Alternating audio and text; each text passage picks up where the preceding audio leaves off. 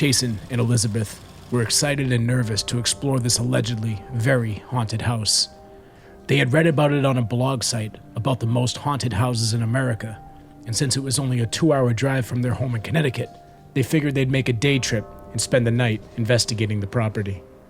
They were by no means professional ghost hunters, but they always wanted to spend the night in a real haunted house, and the Oliver House presented them with that opportunity. They joined the group of about 5 others, including the tour guide Christy, in the main hallway by the back entrance, where there was a very interesting display of old artifacts that had been found on the property. The tour began on the bottom floor in the dining room and continued throughout the house. When they reached the top floor, Elizabeth had a very uneasy feeling, particularly in the master bedroom. As they got to the last bedroom in the house, Christy took them into a closet between 2 rooms connecting them. Jason and Elizabeth looked at each other, perhaps both feeling the abnormal cold spot, but not mentioning it out loud. By the looks on the faces of the others, they felt it too. Christy explained that a maid named Julie had a boyfriend who worked on the property, and that the father of the house didn't approve of it. When he learned of their secret relationship, he took the young man out back and hanged him behind the barn. Christy motioned out the closet window to a group of trees behind the barn which stood next to the house. Julie witnessed the hanging from this window in the closet. Earl even left the body hanging there for a week after his death.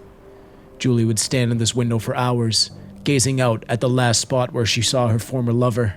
Chills ran down Elizabeth's spine. She whispered to Jason that she felt uncomfortable in the room. Jason agreed, and they headed downstairs and out the side door for a breath of fresh air. The tour had concluded at that point anyways, and they were free to roam the property. The other guests left after the tour was over, and Christy retreated to the side room off the kitchen to give anyone who wanted to remain at the house for the evening free reign of the property. It was starting to get dark as Jason and Elizabeth stood outside the looming mass that was the barn.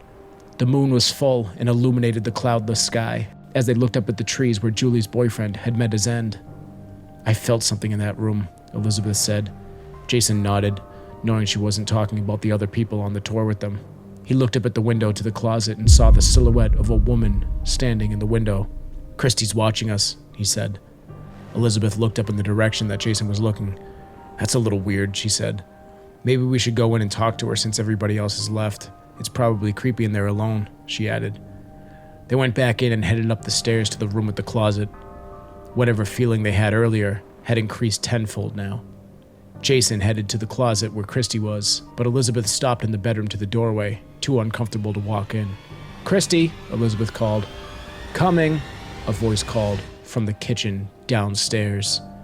The blood drained from Elizabeth's face as she realized the woman in the window hadn't been their guide. Just then, she heard Jason yelp from the closet. She rushed over, fearing that he was hurt, but he was staring out the window. Elizabeth glanced out and saw the figure of a man hanging from the tree by the barn, staring up at them with a hateful look in his cold, gray eyes. I'm Jesse Wilkins, and this is Hometown Ghost Stories, Middleboro, Massachusetts.